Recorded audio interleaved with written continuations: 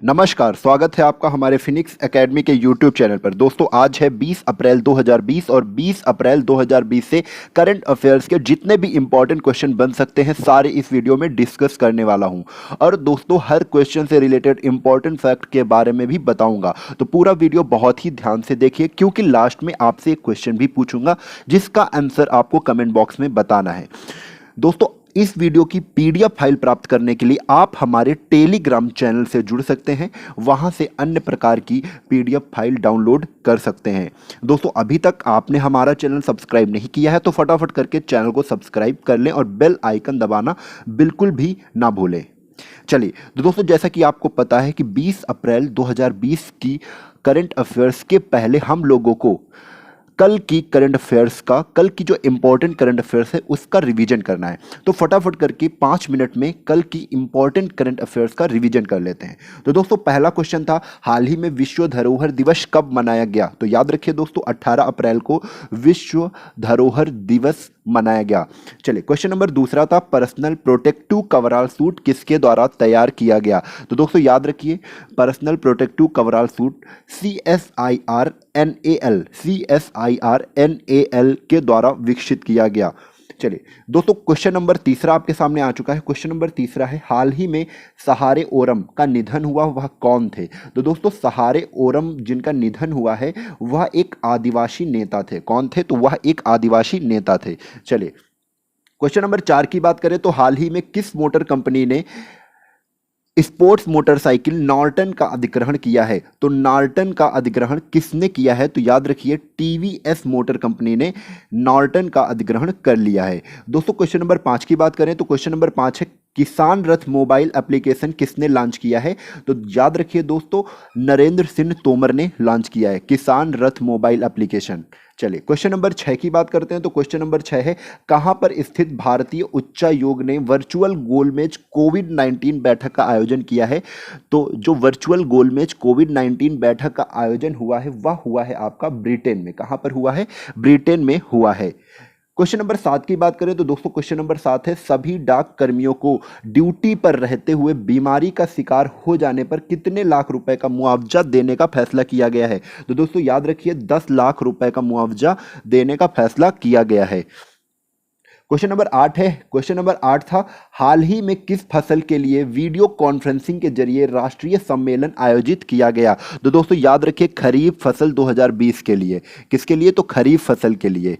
Question number 9 क्या है, कोविड-19 कीटाणु शोधन प्रक्रिया को सक्षम बनाने के लिए automatic mist waste sanitiser dispersing unit और UV sanitisation box handheld UV device किसने लॉन्च किया है? तो दोस्तों याद रखना है डीआरडीओ ने लॉन्च किया। किसने लॉन्च किया है? तो डीआरडीओ ने लॉन्च किया है। दोस्तों क्वेश्चन नंबर 10 क्या था, एसएस कोरोना मोबाइल एप्लीकेशन किस राज्य सरकार के द्वारा लॉन्च किया गया है? तो दोस्तों SS corona mobile application Delhi सरकार द्वारा लॉन्च किया गया है। चलिए तो दोस्तों चलते हैं आज की मुख्य करंट अफेयर्स की ओर जो कि बहुत ही ज़्यादा इंपॉर्टेंट होने वाली है। तो दोस्तों पहला क्वेश्चन है, हाल ही में विश्व लीवर दिवस कब मनाया गया?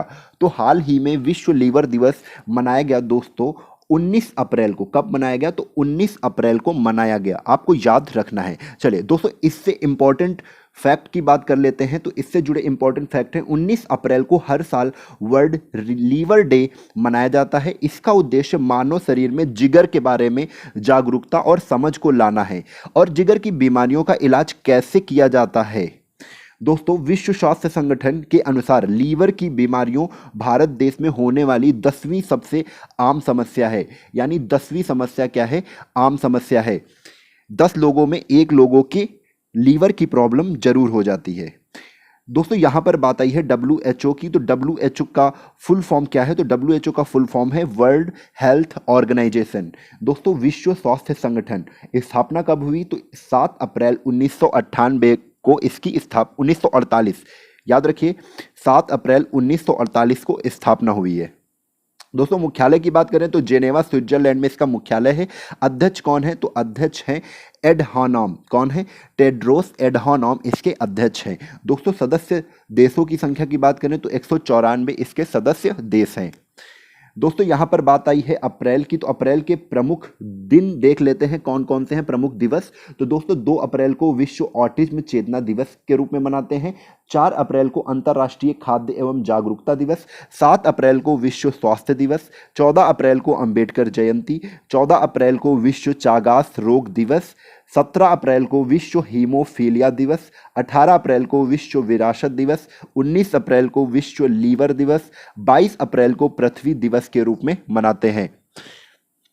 दोस्तों आखिरी बचा है 23 अप्रैल, तो विश्व पुस्तक एवं कॉपीराइट दिवस। 23 अप्रैल को विश्व पुस्तक एवं कॉपीराइट दिवस के रूप में मनाते हैं। चलिए क्वेश्चन नंबर दूसरा आपके सामने आ चुका है। गार्टनर 2019 डिजिटल कार्यस्थल सर्वेक्षण के अनुसार कौन सा देश दुनिया का सबसे डिजिटल रूप से निपुण देश है? तो दोस्तों गार्टनर 2019 डिजिटल कार्यस्थल सर्वेक्षण के अनुसार भारत देश दुनिया का सबसे डिजिटल रूप से निपुण देश है।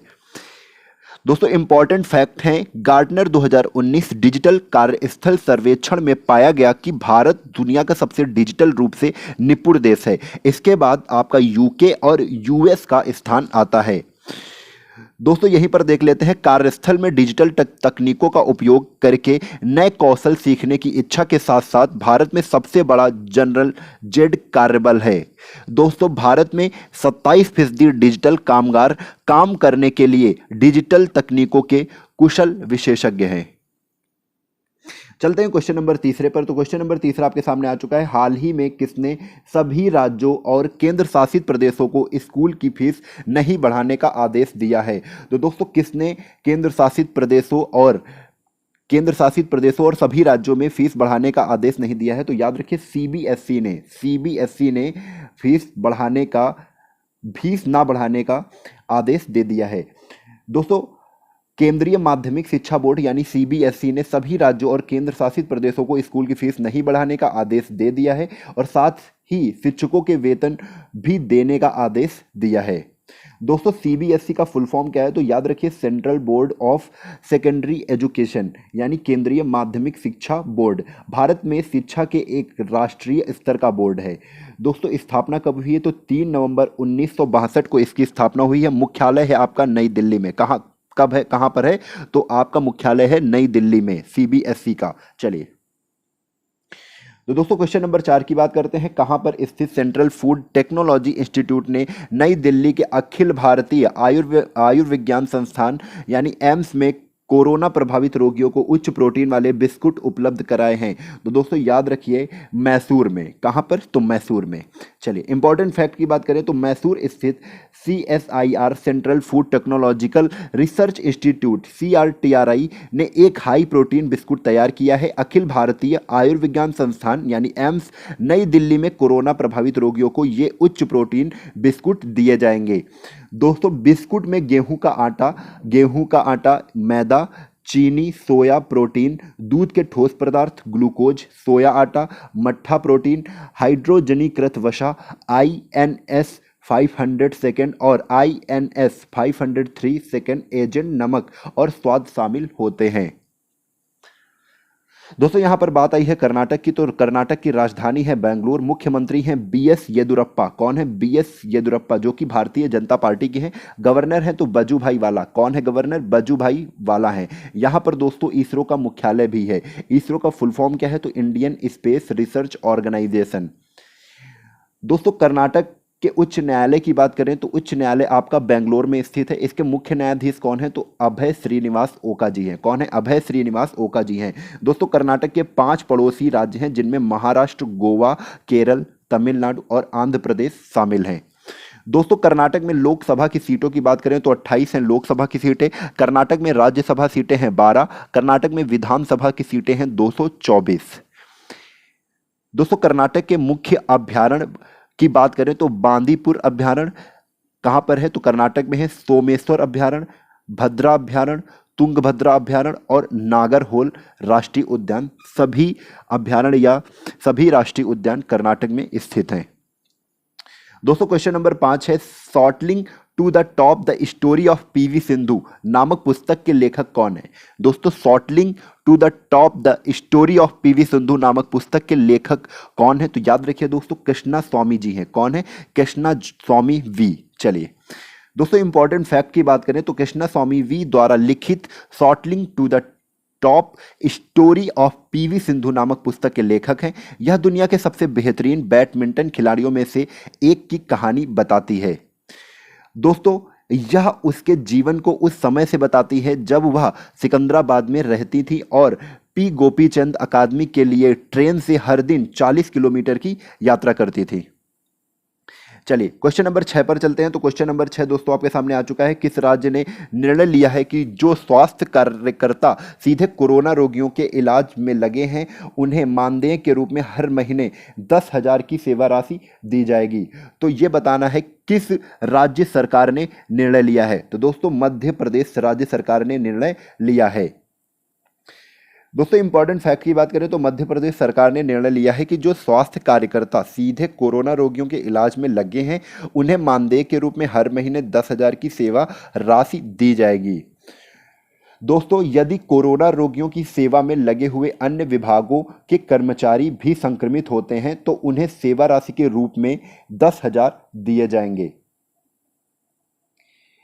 बात आई है मध्य प्रदेश की, तो राजधानी है भोपाल, मुख्यमंत्री है शिवराज सिंह चौहान। कौन है? शिवराज सिंह चौहान मुख्यमंत्री हैं जो कि भारतीय जनता पार्टी के हैं। गवर्नर कौन है? तो लालजी टंडन गवर्नर हैं।